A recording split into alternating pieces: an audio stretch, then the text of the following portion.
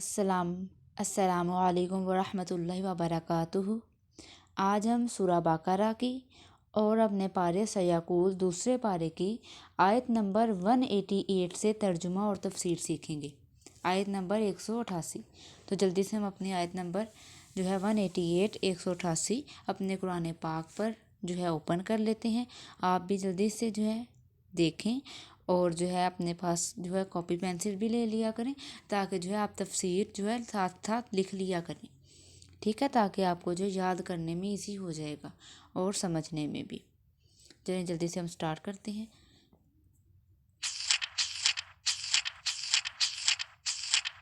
جی، تو ہم نے آیت نمبر اپنی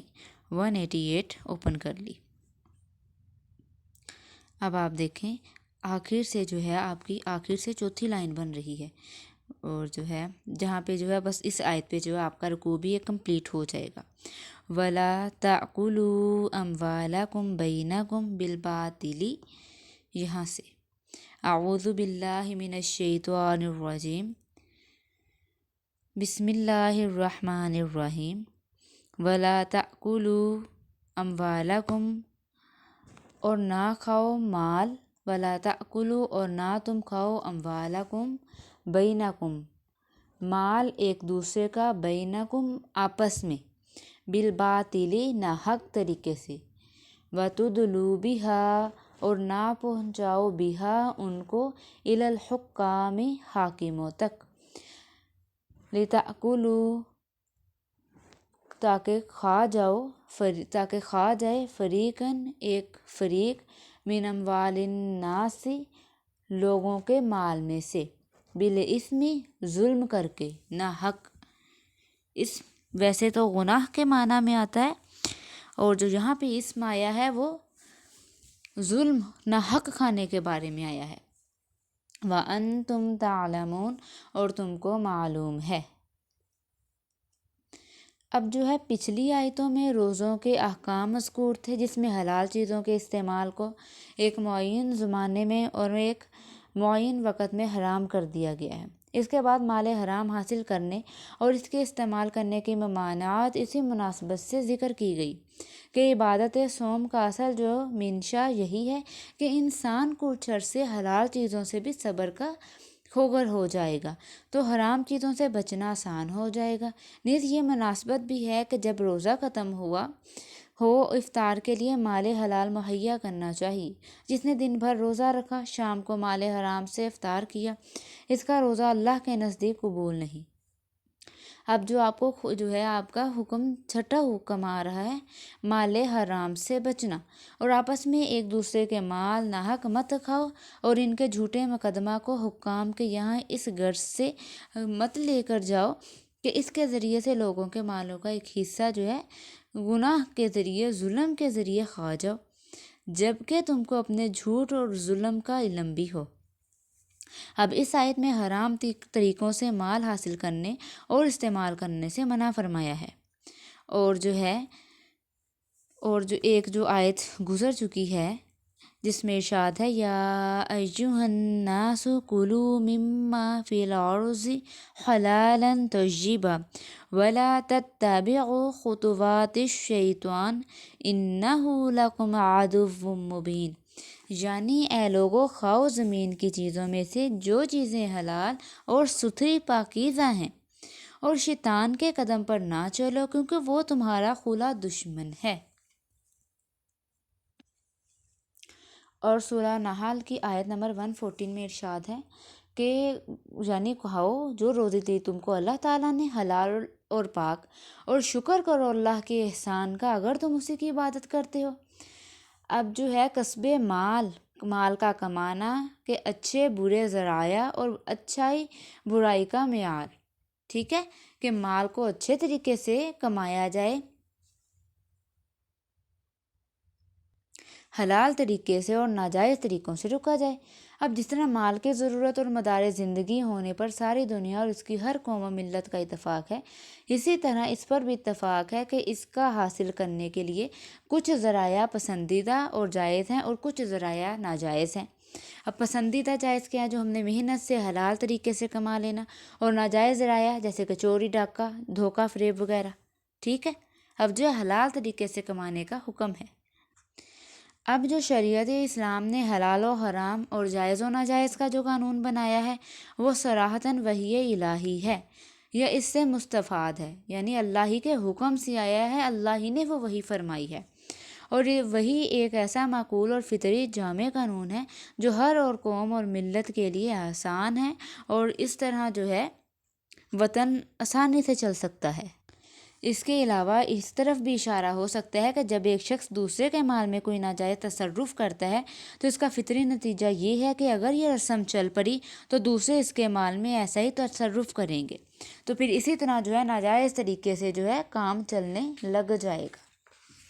اس لیے اب دوسری بار جو قابل غور ہے کہ اللہ تعالیٰ کا ارشاد ہے کہ اس کے الفاظ جو عام ہیں کہ باطل اور ناجائز طریق سے کسی کا مال نہ کھاؤ، اور اس میں کسی کا مال غصب کر لینا بھی داخل ہے، چوری اور ڈاکہ بھی، کہ جن میں دوسرے پر ظلم اور جبر کر کے چیزیں چھین لینا وہ بھی ناجائز ذرائع ہیں، اور اسی طرح سود اور جوا اور رشوت اور تمام جو ہے بے فاسد، وہ سب کے سب ناجائز اور حرام ہیں، وہ شرع نے ان کو ناجائز کہا ہے۔ حلال طریقے سے کماؤ، جو محنت سے کماؤ، اس میں برکت بھی ہوگی چاہے وہ کم کیوں نہ ہو، اللہ نے فرمایا ہے کہ اس میں برکت ہوگی، ٹھیک ہے۔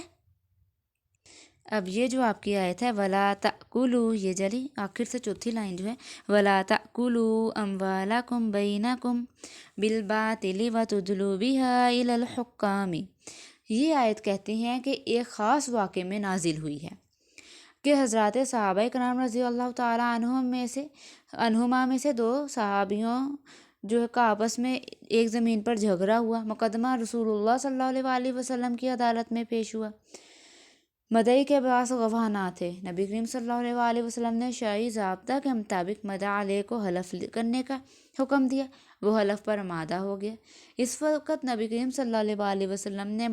بطور نصیحت ان کو یہ آیت سنائی،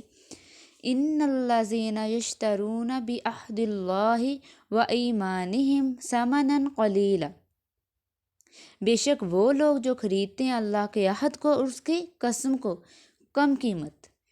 ٹھیک ہے۔ اس کا ترجمہ یہ بنتا ہے جس میں قسم کھا کر کوئی مال حاصل کرنے پر وعید مذکور ہے۔ صحابی رضی اللہ تعالیٰ عنہ نے جب یہ آیت سنی تو قسم کھانے کو ترک کر دیا اور زمین مدعی کے حوالے کر دی۔ اب اس واقعے میں یہ آیت نازل ہوئی جس میں ناجائز طریق پر کسی کا مال کھانے یا حاصل کرنے کو حرام قرار دیا ہے، اور اس کے آخر میں خاص طور پر جھوٹا مقدمہ بنانے اور جھوٹی قسم کھانے اور جھوٹی شہادت دینے اور دلوانے کی سخت ممانعت اور اس پر وعید آئی ہے، جیسے کہ ارشاد ہے وَتُدْلُوا بِهَا إِلَى الْحُكَّامِ لِتَأْكُلُوا فَرِيقًا مِّنْ أَمْوَالِ النَّاسِ بِالْإِثْمِ وَأَنْتُمْ تَعْلَمُونَ، کہ تم لے جاؤ اس کو حکام کی طرف تاکہ تم کھائے تاکلوا فریقاً، تاکہ کھائے تم میں سے ایک فریق، من اموال الناس، لوگوں کے مال میں سے، بالاسم، ناحق ناجائز، وانتم تعلمون، اور تم جانتے ہو۔ اور کتنا یہ غلط ہے، اللہ نے قرآن میں فرما دیا، بندوں کی ایک ایک لفظ پر، ایک ایک قدم پر اللہ پاک نے رہنمائی فرمائی ہے، لیکن بنتا ہے اب کہ ہم سیکھیں، ہم دیکھیں تو صحیح اللہ نے قرآن پاک میں فرمایا کیا ہے، ہم دیکھیں گے، ہم ترجمہ سیکھیں گے، تفسیر سیکھیں گے تو ہی ہمیں پتہ چلے گا نا۔ ہم دنیا میں زیادہ پڑھے ہیں، دنیا میں بھی زیادہ پڑھ کے ہم نے کیا کرنا ہے؟ اللہ پاک ہمیں بھی، مجھے بھی، آپ کو بھی، سب کو قرآن سیکھنے اور سکھانے اور اس پر عمل کی توفیق عطا فرمائے، آمین۔ اب نبی کریم صلی اللہ علیہ وسلم نے ارشاد میں واضح فرمایا ہے کہ اگر امام یا قاضی امام المسلمین کسی مغالطہ کی وجہ سے کوئی فیصلہ غلط کر دے جس میں ایک کا حق دوسرے کو ناجائز طور پر مل رہا ہو، تو اس عدالتی فیصلے کی وجہ سے وہ اس کے لیے حلال نہیں ہو جاتا، اور جس کے لیے حرام ہے اس کے لیے حرام نہیں ہو جاتا۔ الغرض عدالت کا فیصلہ کسی کو حلال کو حرام یا حرام کو حلال نہیں بناتا۔ اگر کوئی شخص دھوکہ، فریب یا جھوٹی شہادت یا جھوٹی قسم کے ذریعے کسی کا مال بذریعہ عدالت لے لے تو اس کا وبال اس کی گردن پر رہے گا۔ اس کو چاہیے کہ آخرت کے حساب و کتاب اور عالم و خبیر کی عدالت میں، کہ اللہ کی عدالت میں پیشی کا خیال کرے، اس کو چھوڑ دے۔ امام ابو حنیفہ رحمہم اللہ کے نزدیک جن معاملات میں کوئی عقد یا فسق ہوتا ہے اور جن میں قاضی یا جج کو بھی شرعاً اختیارات حاصل ہوتے ہیں، ایسے معاملات میں اگر جھوٹی قسم یا جھوٹی شہادت کی بنا پر کوئی فیصلہ قاضی نے صادر کر دیا تو شرعاً وہ عقد یا فسق صحیح ہو جائے گا اور حلال و حرام اور اس کے احکام اس پر عائد ہو جائیں گے، اگرچہ جھوٹ بولنے اور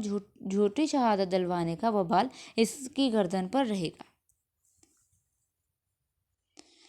اب جو ہے حلال مال میں بہت برکت ہوتی ہے اور حرام مال میں نحوست ہوتی ہے۔ حلال میں برکت ہوگی، اس کا کھانا بھی حلال ہمیں نیکیوں کی طرف لے کے جائے گا، جبکہ جو حرام مال ہے اس میں برکت نہیں ہوتی، اس میں نحوست ہوتی ہے۔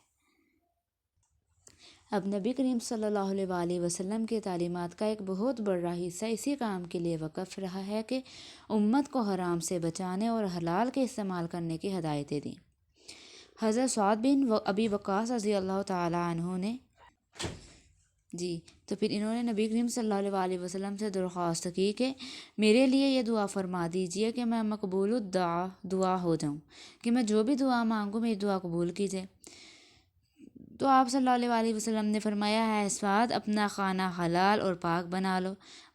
مستجاب الدعوات ہو جاؤ گے، اور قسم ہے اس ذات کے جس کے قبضہ میں محمد صلی اللہ علیہ وآلہ وسلم کی جان ہے، بندہ جب اپنے پیٹ میں حرام لقمہ ڈالتا ہے تو 40 روز تک اس کا کوئی عمل قبول نہیں ہوتا، اور جس شخص کا گوشت حرام مال سے بنا ہو اس گوشت کے لیے تو جہنم کی آگ ہی لائق ہے۔ اللہم احفظنا من ھذا، اللہ پاک ہمیں محفوظ فرمائے اور حلال کمانے حلال کھانے کی توفیق عطا فرمائے۔ صدق اللہ العظیم۔